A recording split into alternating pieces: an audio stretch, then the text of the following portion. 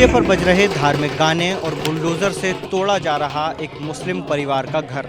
ये काम करने वाले लोग कोई आम भीड़, कोई गुस्साई भीड़ नहीं, बल्कि मध्य प्रदेश का प्रशासनिक अमला था। पर ये सब हुआ क्यों? सिर्फ एक अफवाह के चलते। सोडे की दुकान चलाने वाले अदनान नाम के एक युवा पर यह आरोप लगा कि उन्होंने महाकाल की सवारी पर थूका है। पुलिस ने मामले की जांच किए बिना एक अफवाह को सच मानकर न सिर्फ अदनान के घर को डिमोलिश किया, बल्कि उन्हें गिरफ्तार भी कर लिया। फिर जो खाना वाना खा के बच्चे छत पे चले गए।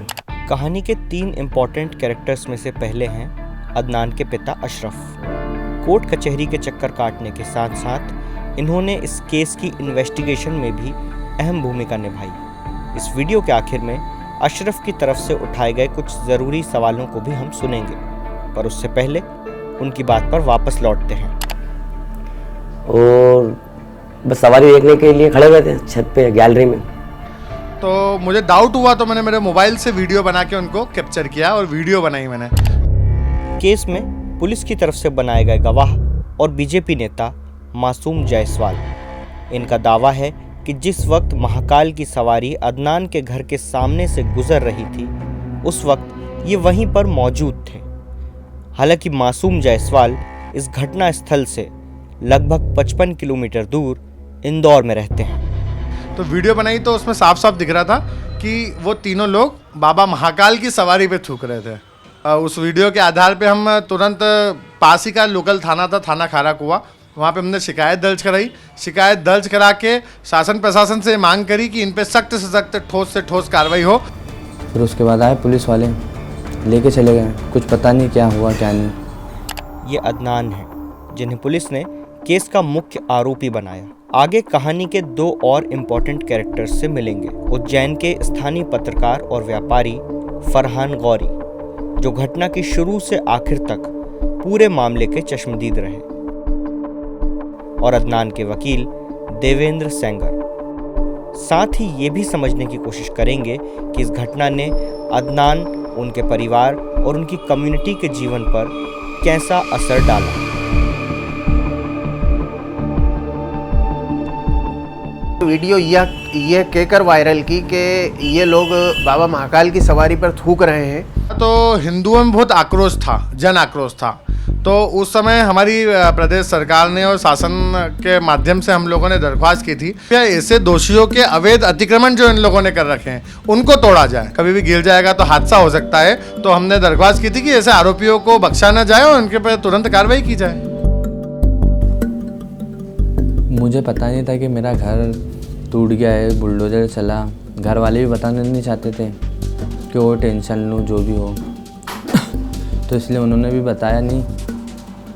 फिर बाद में पता चला, थोड़े टाइम बाद, 2-2.5 महीने बाद पता चला करीब। कागज वागज सब बता दिए, कंप्लीट थे हमारे कागज पूरे, टैक्स एक्स पूरा भरा हुआ था और कोई जर्जर मकान नहीं था। जबकि ये हमारा तो बहुत अच्छा मकान था, आसपास के मकान तो और बहुत ज़्यादा जर्जर हो रहा है, उनका कोई वो नहीं। प्रशासन ने वजह ये बताई कि जर्जर है मकान। इस मकान जर्जर का नोटिस लगाया था कि ये मकान जो है जर्जर हो रही है, आप 1 घंटे में इसे खाली कर दीजिए, नहीं तो। और हमें कुछ सामान निकालने की हमारे को वो नहीं दी थी। सारा हमारा सामान सब डैमेज हो गया और सब नगर निगम उठा के ले गई।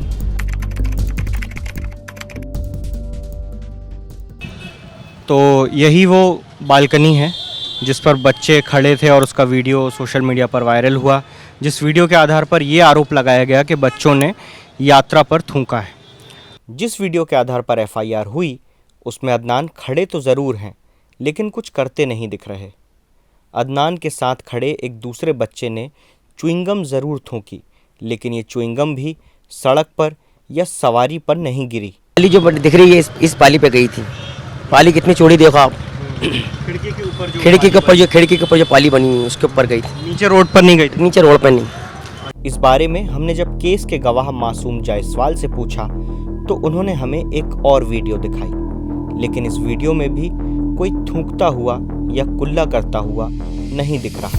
4 वीडियो सामने आए, वो मैंने भी देखे थे, उसमें बॉटल लिए तो खड़ा दिख रहा है एक लड़का। लेकिन उसमें कोई भी कुल्ला करता हुआ नहीं दिख रहा। क्या आपके पास इसके अतिरिक्त भी कोई वीडियो है, कोई और सबूत है?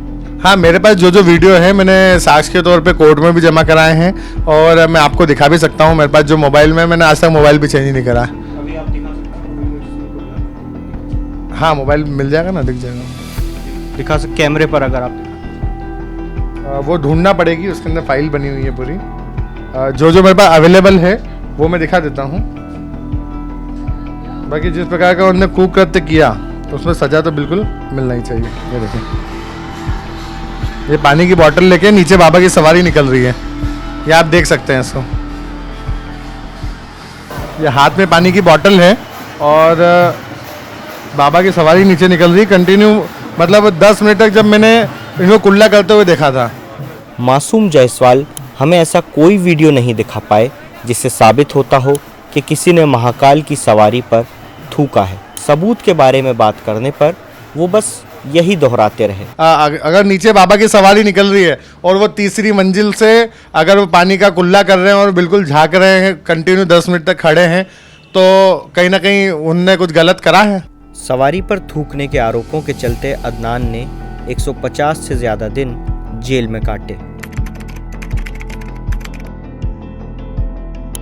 जिन 2 लोगों को उज्जैन पुलिस ने मामले में शिकायतकर्ता बताया था, जिनकी कथित शिकायत के आधार पर एफआईआर दर्ज हुई, उन लोगों ने अदालत में ये बयान दिए कि वो उस वक्त घटनास्थल पर मौजूद ही नहीं थे जब अदनान के घर के सामने से महाकाल की यात्रा गुजर रही थी। उन्होंने कोर्ट में ये बयान दिया कि हम इन्हें जानते भी नहीं है और ऐसी कोई घटना हमने देखी भी नहीं है। बस कुछ लोग आए हमारे पास में कि ऐसी ऐसी घटना हुई है, चलो वहाँ पर जो है हम थाने गए थे तो उन्होंने हमसे साइन करा लिया, पुलिस ने साइन करा लिया, ये बताया गया। हालांकि जब अदनान को जमानत मिल गई तब उन शिकायतकर्ताओं ने मीडिया में ये बयान देना शुरू कर दिया कि उन्होंने दबाव में आकर शिकायत वापस ली थी।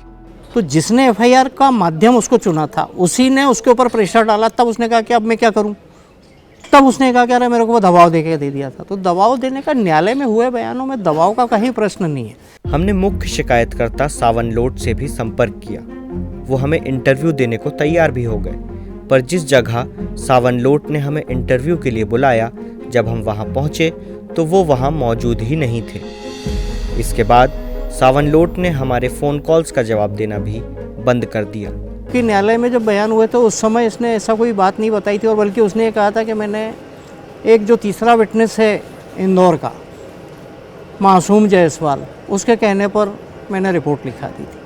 देखिए, जब हमको पता चला कि उन्होंने बयान वहाँ पे बदल दिए हैं तो हमको ये सूचना मिली, तो हम भी अंदर से डर गए कि यार ऐसा एकदम से इसने क्यों बदल दिया बयान। तो जब उससे पूछा गया तो उसने बताया कि मेरे को कहीं ना कहीं से डराया धमकाया गया और धमकी मिली, तो उस कारण से मैंने, मेरे माता पिता बुजुर्ग हैं, उनके भय से मैंने मेरे बयान बदल दिया। उसके बाद उसने मीडिया में उस चीज़ की माफ़ी मांगी। पर कुछ सवाल हैं जिनके जवाब मिलने अब भी बाकी हैं। पुलिस प्रशासन ने आरोपों की जांच किए बिना घर क्यों डिमोलिश किया? अब जब मुख्य शिकायतकर्ता ही अपने बयान से पलट गए हैं, तो क्या जो घर गिराया गया उसका मुआवजा अदनान के परिवार को मिलेगा? सरकारी कैमरे की सीसीटीवी फुटेज कहाँ गई? इस कोने पे लगे रहता है वो कैमरा, लेफ्ट की तरफ। हाँ लेफ्ट की तरफ, वहाँ कैमरा लगे रहता है। तो अच्छा, तो ये यात्रा के दौरान भी कैमरा लगा? हाँ लगा रहता है, उसके लिए ही लगाते हैं कैमरा, यात्रा के लिए लगाते हैं, फिर वापस निकाल लेते हैं यात्रा खत्म होने के बाद। तो प्रशासन ने जो कैमरा लगाया था, क्या उस कैमरे से प्रशासन को ऐसा कुछ सबूत मिला कि अदनान के दोस्तों ने यहाँ पर च्युइंगम थूकी थी? नहीं, मैं ITI लगा के मैंने वीडियो मांगना चाहा यहाँ का, तो मना कर दिया गया कि वो उस दिन कैमरा बंद था, जबकि कैमरा सवारी के लिए ही लगाया जाता।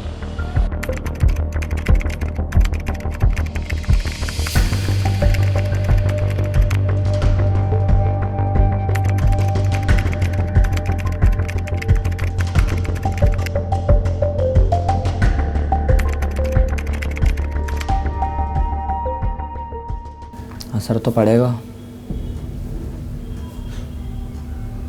कुछ ऐसी चीज़ करी नहीं, कुछ देखा नहीं। मेरे पे केस होने से पहले सब बाहर घूमना फिरना, कहीं भी बाहर जाते रहना, फिर उसके बाद तो अब ज़्यादा कुछ बाहर वार भी नहीं।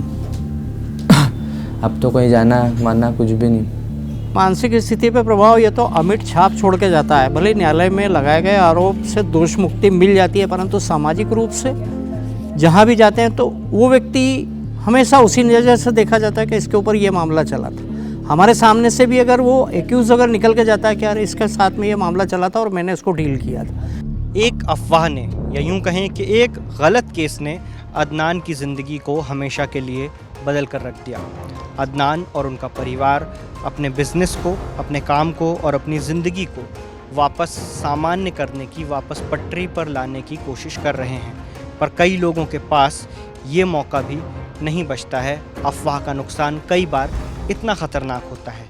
ऐसी कहानियाँ भी हमने आप तक इस सीरीज़ के तहत पहुँचाई हैं। फिर चाहे वो कासिम की कहानी हो, जहाँ गौकशी की एक अफवाह ने कासिम की जान ले ली, उनके बच्चों को पढ़ाई छोड़नी पड़ी, या फिर वो पुरौला की कहानी हो, जहाँ लव जिहाद की एक अफवाह की वजह से एक पूरे समुदाय को एक कस्बा छोड़कर जाना पड़ा। हम ये काम कर सकें, ये काम जारी रहे, इसके लिए हमें आपकी मदद की सख्त ज़रूरत है, क्योंकि इस काम में लगता है समय और संसाधन। आप हमारी मदद कर सकते हैं हमारे मेंबर बनकर। मेंबर बनने के लिए डिस्क्रिप्शन में दिए गए लिंक पर क्लिक करें। धन्यवाद।